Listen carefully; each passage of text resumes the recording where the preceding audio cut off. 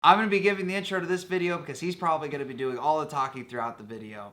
This is Illumination. It's a song we just finished recording, and we're going to go and do a deep dive and talk about the things that we learned, the methods that we used to get our sounds in the project while we were recording it, and which you can see on the screen now, and because of editing magic.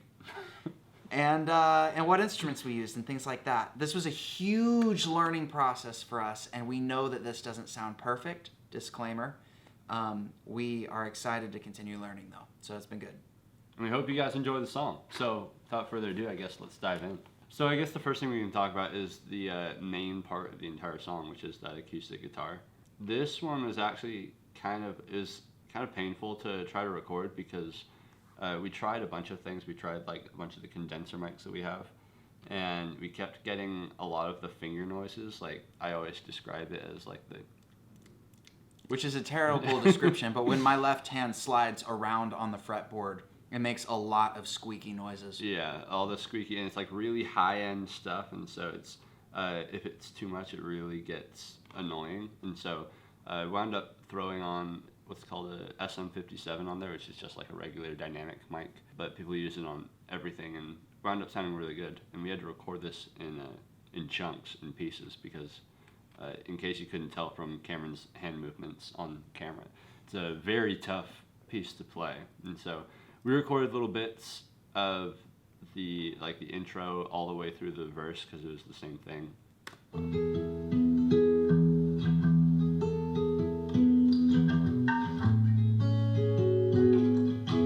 Tanner, is a lot of that noise from the SM57 mic? That's actually a good point. One of the things that we added to this was some of the noise is from the mic because it doesn't have a whole lot of gain inside the mic, and so we had to bump it up really hard. But not all the noise is from the mic. So when the song starts, right before you hear the guitar come in, you'll hear this right here.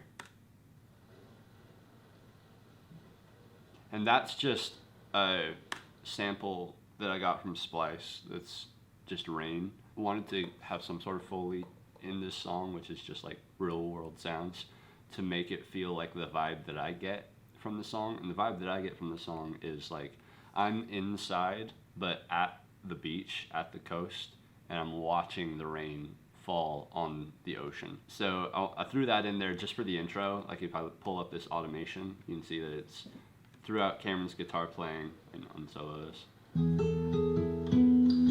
And then as the drums come in and as his vocals come in, it fades out. Looking out for a key. And I just do that to minimize the noise. It doesn't really contribute much once all the instruments are in there. Then I bring it back in here at the outro. So that's what a lot of that little high-end noise is. I replace a lot of the squeaks with that because it felt nice. What does it sound like when you just solo the acoustic part? So there's still a little bit of noise in there, but much less.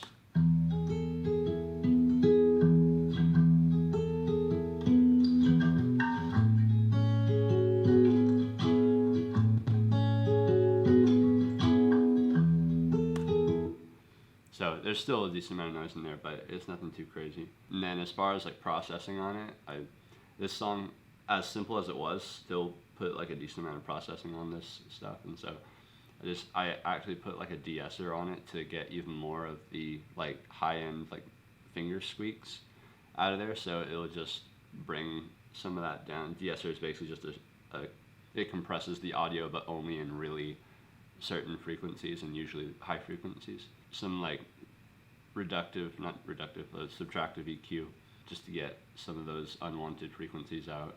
Compressor, saturation to kind of introduce more harmonic frequencies to the channel, and then more EQ, and then we have our reverb on the guitar. And this really isn't a reverb heavy song. We wanted the song to feel more intimate and up close, and so I didn't want very many things in the mix to feel very far away. But there are a few parts in the song where I try to give some sense of space, and so like on Cameron's vocals, I didn't put any reverb until the end of the song, so if you listen to this just soloed. Looking out for a key, No, it's not gonna be easy. So it's pretty dry. I have a delay, like slapback stuff, but I'll show you where the one part where I did add in a little bit of reverb, and it is towards the end on the ooze. And so if you look here at this is my reverb that I sent the vocals to.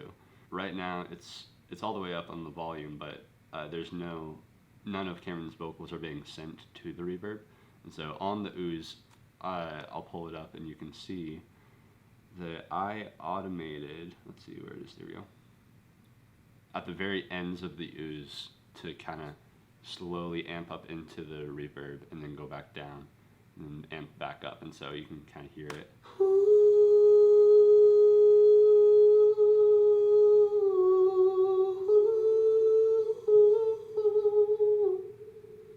Then it goes back down, then it raises up again.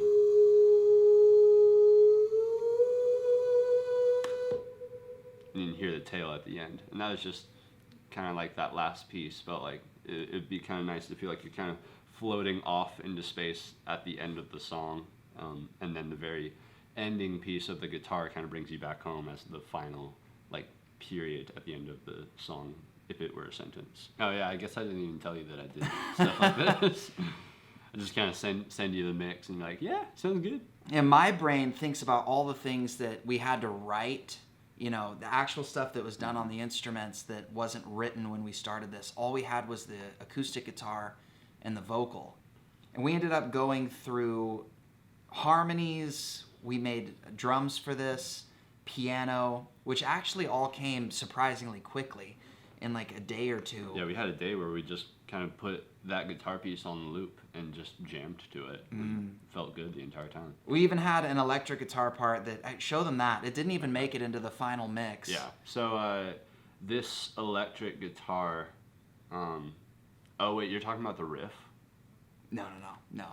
It's Ongens. No, it's in the mix actually. I'll show you how.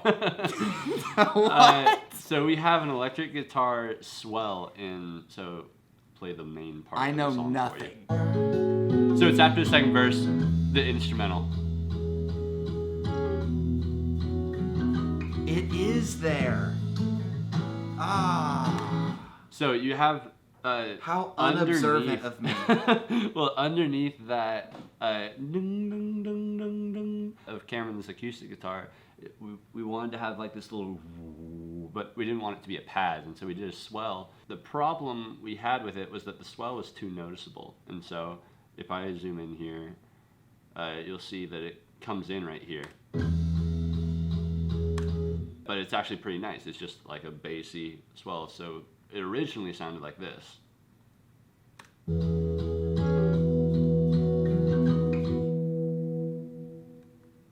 And yeah, that was too noticeable, and it was like, why did that come in? So I literally just took the channels and put a pitch shifter on each one, because we had 2 channels for the guitars, and I shifted it down an entire octave. So you can see this one right here is -12 semitones, as well as this one, and that's an octave. And so it goes from you hearing that, or that's the ending thing, when it originally was. Which we wanted this to be like an electric guitar, to feel and sound like an electric guitar swelling in on a chord. But we sent it off to a ton of our friends, and one of our friends got back saying that they weren't a big fan of the synth. Yeah. And we didn't want like, it to sound like a synth. So I do like that a lot more, and I feel left out. Well, the good part of that, a lot of times I purposely don't tell you some things that I put in there, just because then I could hear if them you for the notice first time. them. Yeah. Yeah, because that's another thing that we go through is trying to, when you're making a song in the studio, you begin hearing the song as the creator rather than as the listener, and we talk about that all the time. Where it just you become desensitized to it, whether it's good or bad, and you don't have any objective feeling of how the song actually sounds. Very frustrating. And so we try to mitigate that by having each other listen to things that we haven't listened to ever or in a long time. So I'm sorry for No, springing. kudos to you. That turned out pretty good. There's not a whole lot here on your vocals. I mean, there's a decent amount of processing, I guess, but there wasn't much to them themselves. They're pretty simple. Looking out for a key. And did a couple of takes, pieced them together, but for the most part, it was like pretty much most of the same take. We've got on there, again, kind of like the guitar, just some subtractive EQ, where I'm taking out those nasty frequencies. A little bit of de-esser, which is kind of trying to take away, like, I always struggle with the S sounds on recordings, the S. It's hard to get around them, and so some pretty heavy de-esser sound on there. I just hiss all the time. You do. Look, yeah. sing out. Yeah. This song, being what it is, didn't want to process things too heavily, and so just some light compression on there with it being kind of a stripped down feel. Another de-esser, because, you know, Cameron's just very aggressive with those S's. A 2 BQ afterwards, so the general rule with EQ is you take away the bad frequencies first, and then you add with emulating, like, saturating plugins with those EQs. And so boosted the high end a little bit, right around 15 kilohertz, right around, which is just like the very upper end, kind of like the air of the song. So it's not even the high end, it's like the. So added some there, and then the vocals, I just did this right before sending you the bounce. When I was listening through the headphones and through the monitors, it sounded fine, but listening in my car and through the iPhone speaker, the vocals sound really thin. And so I came in here and boosted at 250,000, or not thousand, 250 hertz. And so the difference between that you can hear is, here, let me solo this. Let's go somewhere like right here. I've got this box of a heart. As opposed to, I've got this box of a heart.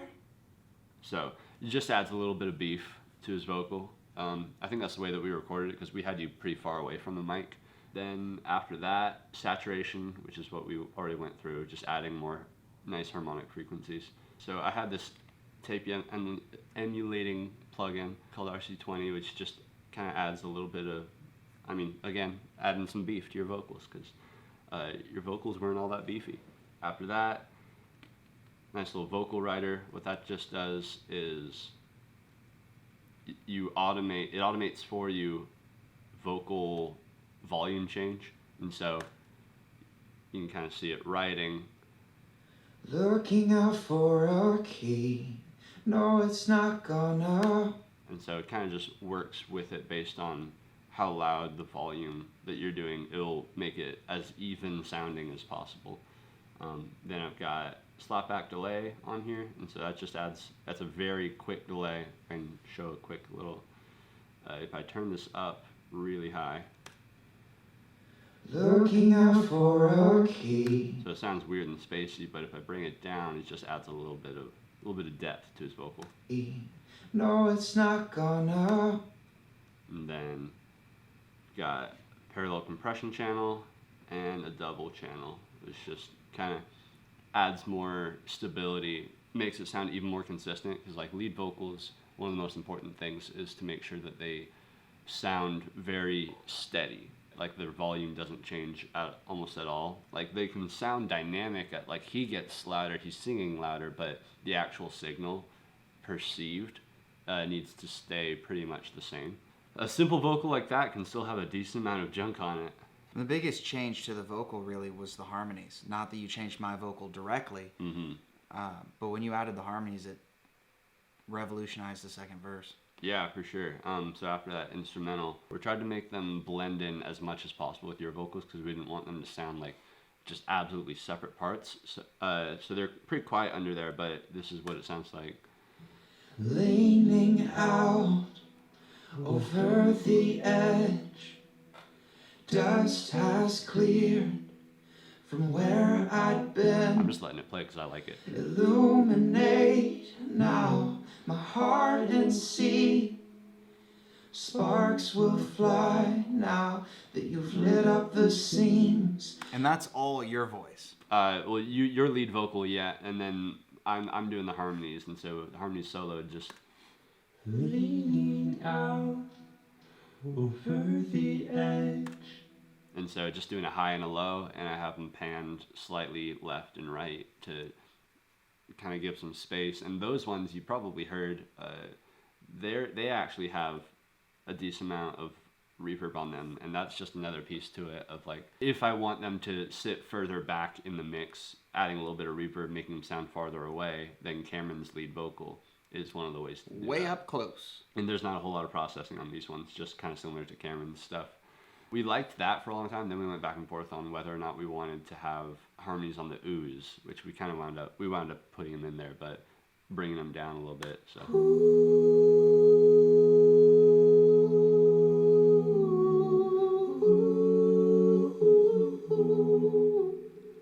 It kind of became their own beast. yeah.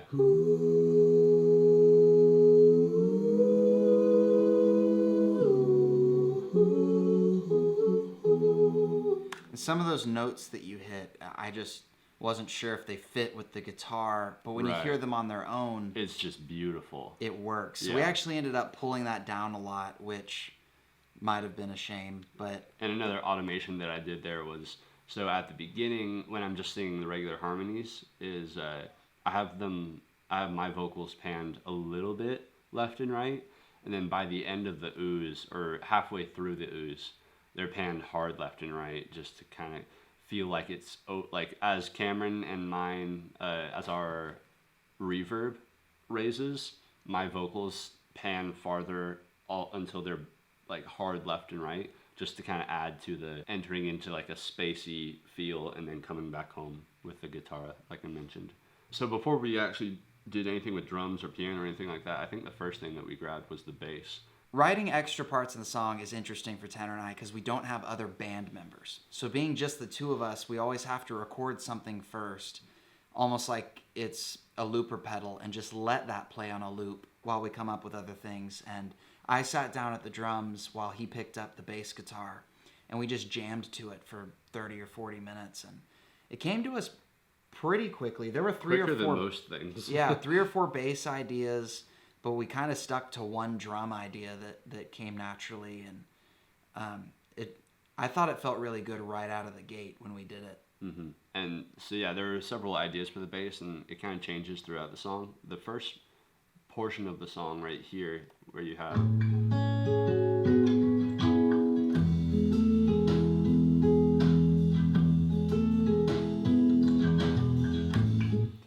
kind of like this swimming bass line.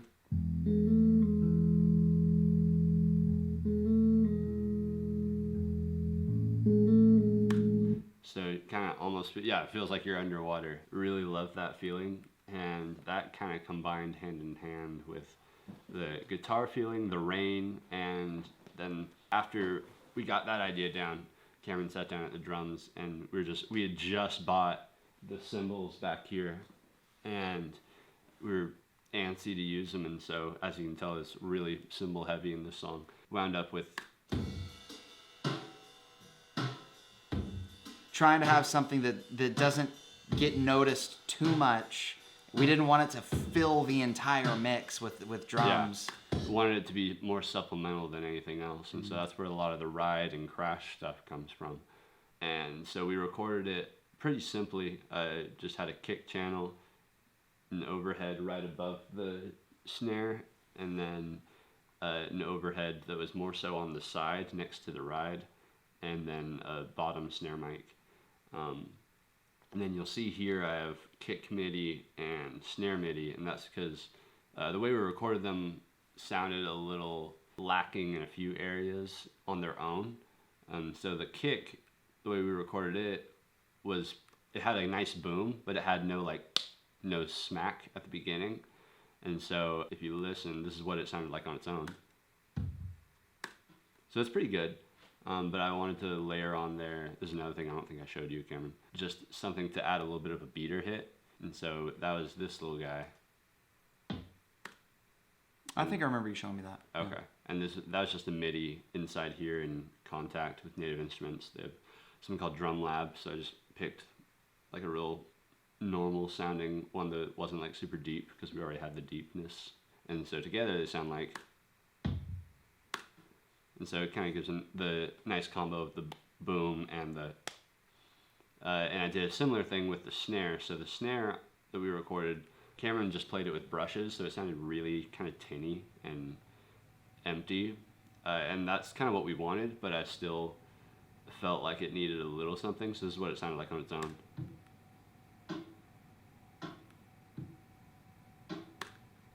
And then I added in with the MIDI, very subtly, it was pretty quiet. So you'd hardly be able to tell that unless it were soloed. And then, so together, on their own, that sounds like... And most of the sound of the snare doesn't even come from these channels. Most of it comes from the overheads right here.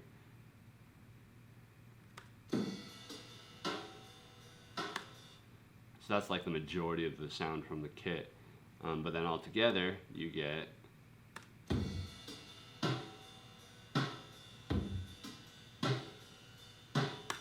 Layers. That's right. That's another thing that's been tough to figure out, is when layering is too much. And the way that I've kind of found is just, if... Do everything that comes to mind twice. Yes, do that, and then after you're done doing everything, begin muting channels, and if you can't tell what they add, then they probably don't add what you want. So that was the really ride washy stuff. That's like the intro.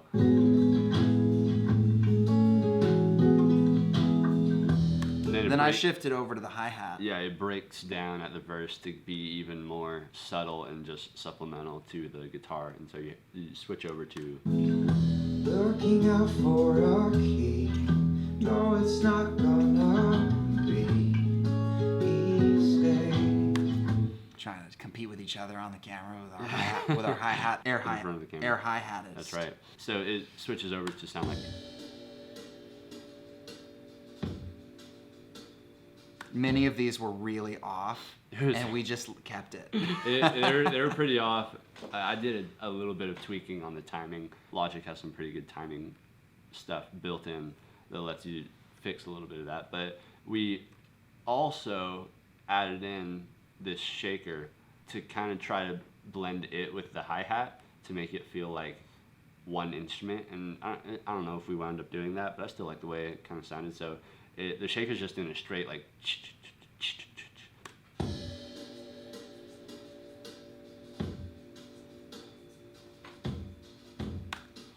So it's a nice little groove. And I wanted it to be, for all the drums on this song, I wanted it to be as subtle as possible to not take away from just how great that guitar piece is. And so the bass goes away from the swimming piece right there too, and just becomes like pretty much regular single notes.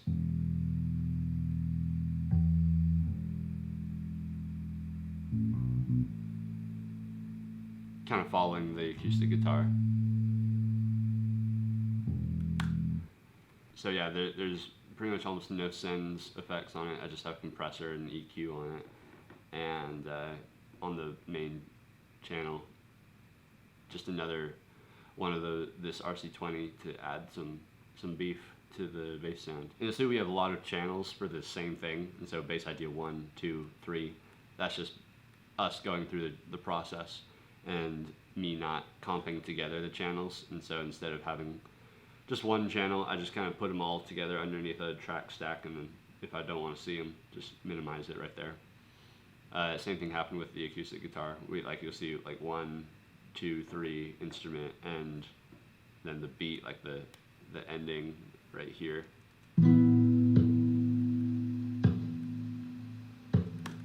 Instead of putting them all into the same channel, which I could have done, I just left them as they were.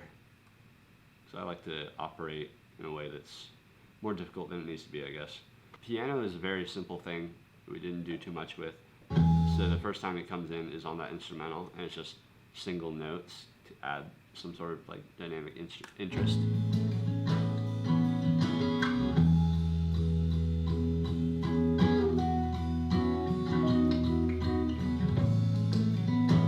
So that's nice. I was sitting in my car listening to this playback before the piano was on there, and I think my finger slipped or something on the guitar and made that note. da. And I just thought, I'd like that to be in there on the keyboard. And so we ended up adding that, and the piano actually played a really large role in the third verse. Yeah, for sure. So the piano literally just follows the melody for the most part of the acoustic guitar. So you almost don't even you almost feel it more than you hear it, but if you listen to it, you can hear it in there. So it kind of sounds like.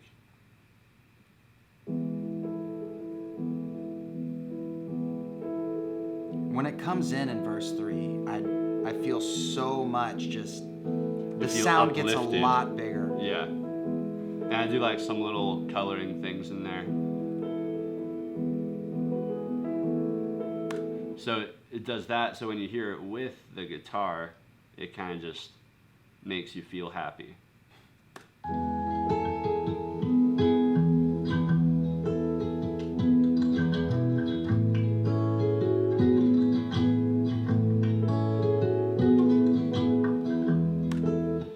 So it's pretty subtle. It really sits underneath the guitar, and a lot of that also is that I panned it all the way to the left, so you only hear it in the left speaker. Piano is such a huge instrument that if you don't tame it, then it's just gonna feel out of place and feel like it doesn't belong in the mix and like it just overpowers everything. So panned it all the way to the left, did a lot of EQ to it well, that's just taking out some of the bass, and then this tube EQ.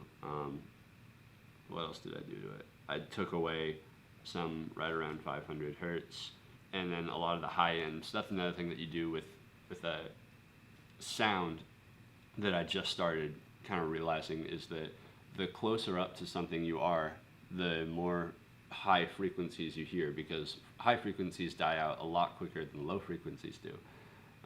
Low one, that's why when you're outside of a club or wherever, and there's like songs going, all you hear is like the boom, boom, boom, like the bass and the kick and all that stuff, because those are the lower frequencies that travel a lot farther. And so if you want something to sound like quieter or farther back in the mix, the first thing you can do is obviously volume, but the other thing that you can do to make it feel like it sits underneath something is to take out a lot of the high end. So that's what I did right here, taking out a lot of 12 hertz, like decreasing it by almost 4 decibels. And so it really sits underneath that guitar. But especially so you don't really notice it a whole lot at the beginning, but especially when your guitar switches to the second chord, when you go from there to this, that part right there, when I'm still playing the first part, the do do do do do do do do, when I'm still playing that, when you switch to the next chords, that's when you hear like them kind of play off of each other, which sounds really nice.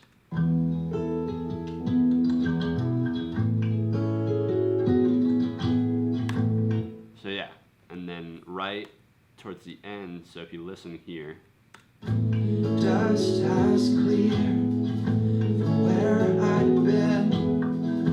Illuminate now my heart and see. I wanted something to add a little more presence to the piano sound, kind of in the mid-range, and so I just threw in some Rhodes. It's very quiet in the mix, but I felt like it helped a little bit. So if you listen, you can hear it.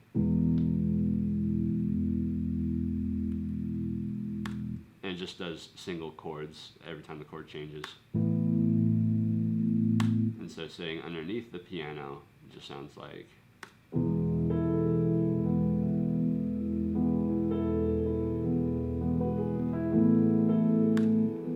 And so that's another one of the better felt than heard. Illuminate now my heart and see. Sparks will fly now that you've lit up the scenes. So yeah, that was a nice little thing. And then Cameron goes back to the hi-hats on this part, but he starts doing a 4 on the floor kick, and we go back to the swimming bass for pretty much the rest of the song. And then at the end of the song, as it goes into the outro, I slowly fade in that rain.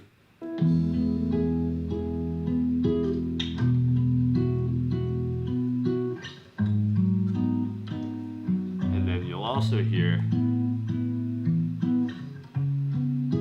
at the end, when everything else fades out, you'll hear some bugs, which is literally, I just went outside at night here in Texas and recorded like the cicadas singing, or doing whatever they're doing.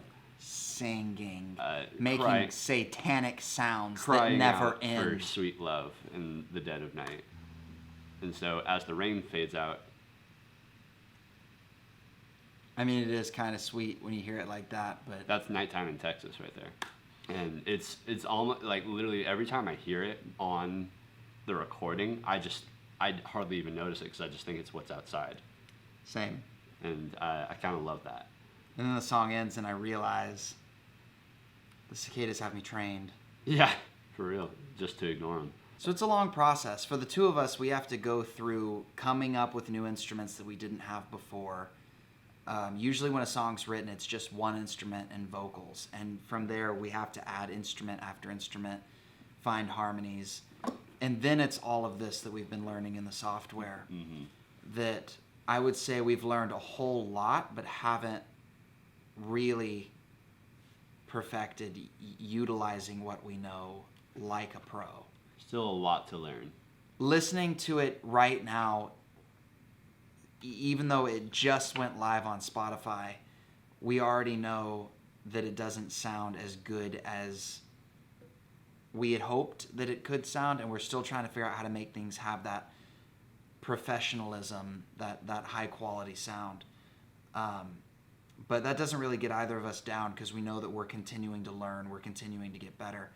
I sure wish that, we could just plug in and be where we want to be. Sound like world-class songwriting heroes, but, We're fine with this because moving forward is better than not moving at all.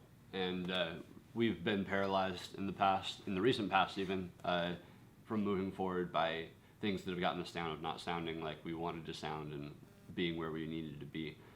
And so with this song, we got some good reception from it with a little snippet that we posted online, and we're like, let's just do it. Let's just make it and keep it simple. Make it as good as we can, but not absolutely kill ourselves trying to be perfectionists. We gave ourselves a bit of a time limit to do that. Yeah, and the time limit was the main thing because you can tweak endlessly for all of the days of your life and never wind up where you're supposed to be, quote unquote.